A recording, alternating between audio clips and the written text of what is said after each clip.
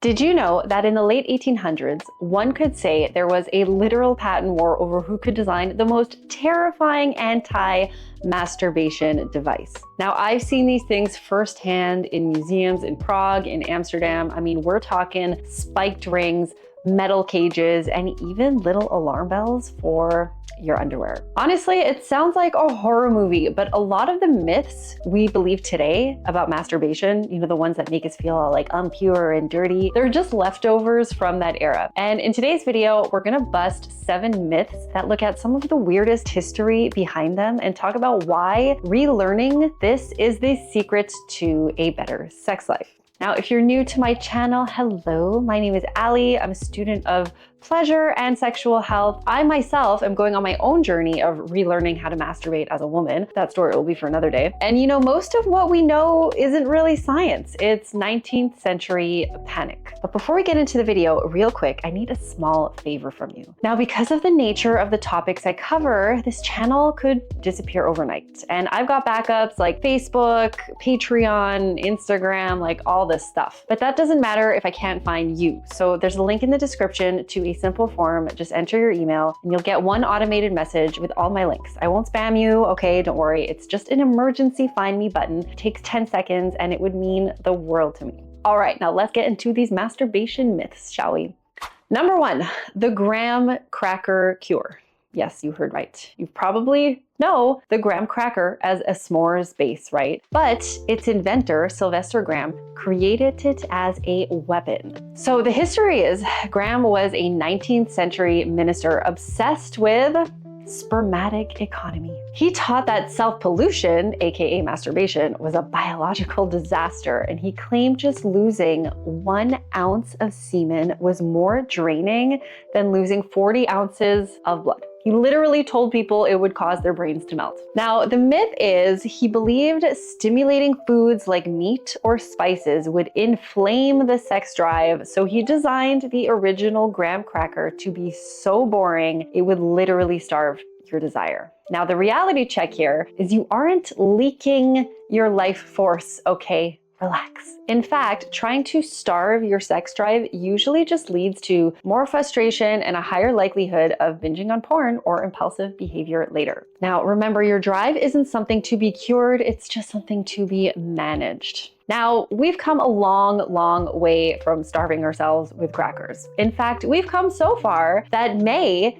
is officially International Masturbation Month. And honestly, the only acceptable way to celebrate is by you getting your jerk on.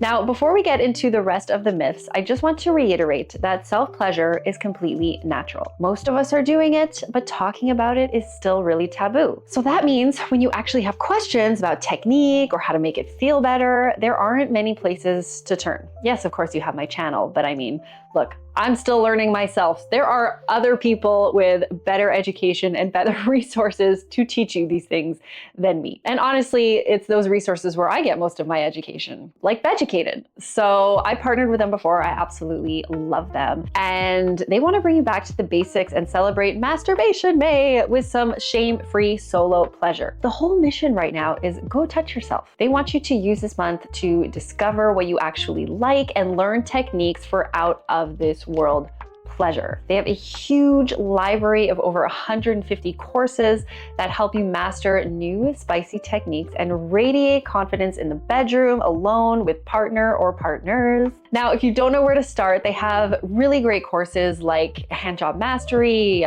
Male Multiple Orgasms, or my personal favorite for this vibe is the Self-Pleasure Journey. They even have guided masturbation if you want someone to talk you through slowing down.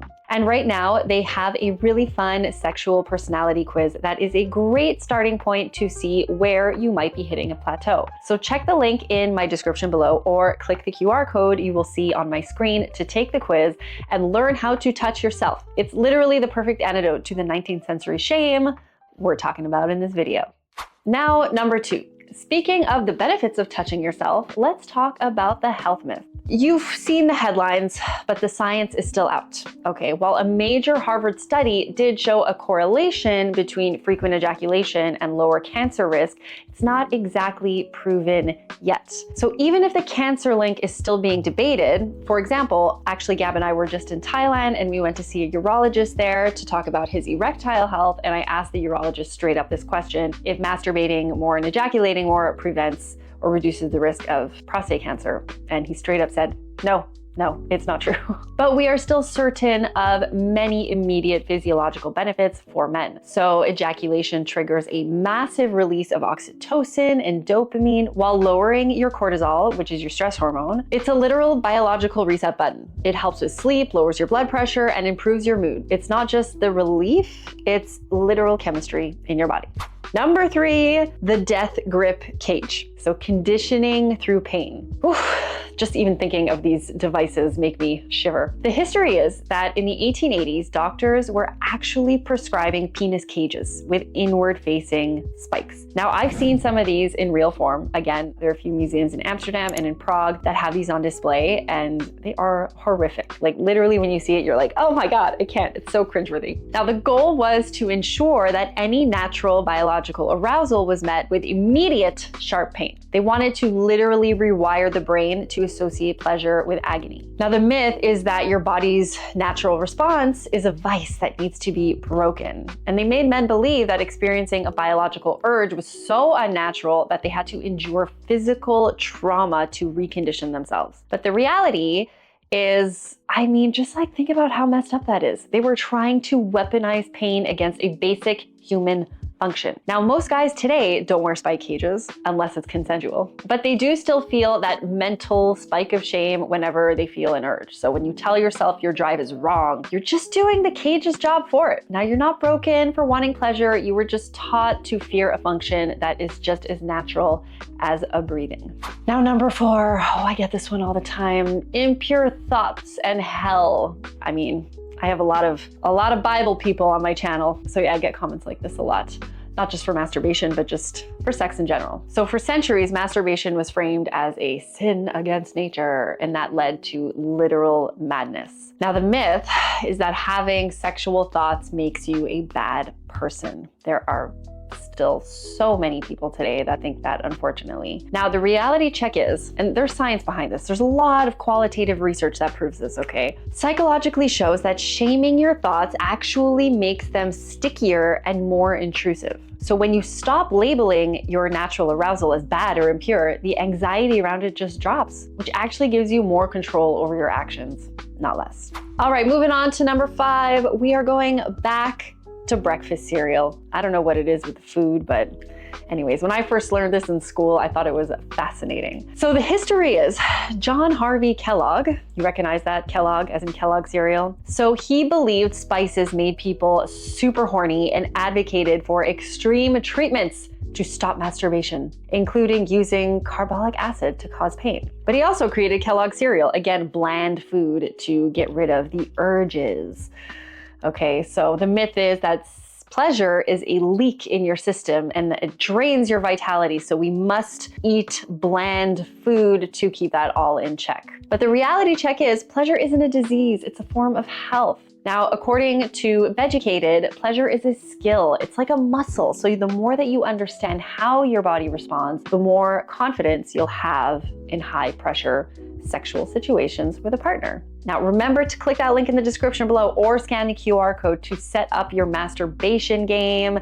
Take that sexuality quiz with Beducated today. All right, we're moving on to number 6. Speaking of partnered sex, the myth is that masturbation ruins partnered sex. Now, the research shows, data from the Kinsey Institute, that men active with solo play often report higher satisfaction in their relationships. And by the way, this goes the same for women, okay? Women who masturbate more, just like any humans in general, whatever you identify as, the more that you masturbate, however frequently that might be, as long as it's not, getting in the way with your daily life, the higher satisfaction you report in your sexual life. I mean, the reality check is many guys think masturbating is taking away from their partner, but it's actually the opposite. It's the only time, think about it, you get to practice without the pressure of someone else's expectation. And if you don't know your own pleasure map, by the way, take that educated quiz, you're asking your partner to navigate your body without a GPS.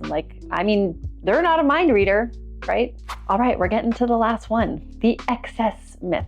How much is too much? Now, the history is that in the Victorian era, excessive masturbation was a catch-all diagnosis for almost any ailment. So they didn't have a number, they just said that if you felt tired, sad, distracted, you had done it simply too much and were on the verge of a nervous breakdown. The myth is that there's this universal limit, and if you cross it, it becomes bad for you physically and mentally. The reality check is, biologically speaking, your body has its own built-in off switch called the refractory period. So you physically can't overdose on it. The only time it becomes too much is if it's getting in the way of your real life responsibilities and relationships, which is the same rule for like video games, work, gym. I mean, moderation is key. You know, sometimes if you're doing a little too much of something, maybe it's not good for you. And also if you're doing it because you're bored or stressed rather than for pleasure, the bad feeling isn't coming from the act, it's coming from the lack of connection to your own body. So the next time you feel that old school shame, just remember the spiked underwear and the cereal wars. All right, your pleasure is yours to explore. If this video helped you, please hit the like button and tell me in the comments, what is the weirdest myth you were told growing up? And also don't forget to click the link below to join my emergency mailing list. It takes 10 seconds and ensures we stay connected no matter what happens to this channel. All right, thank you for watching and I will see you in the next video. Je vous aime.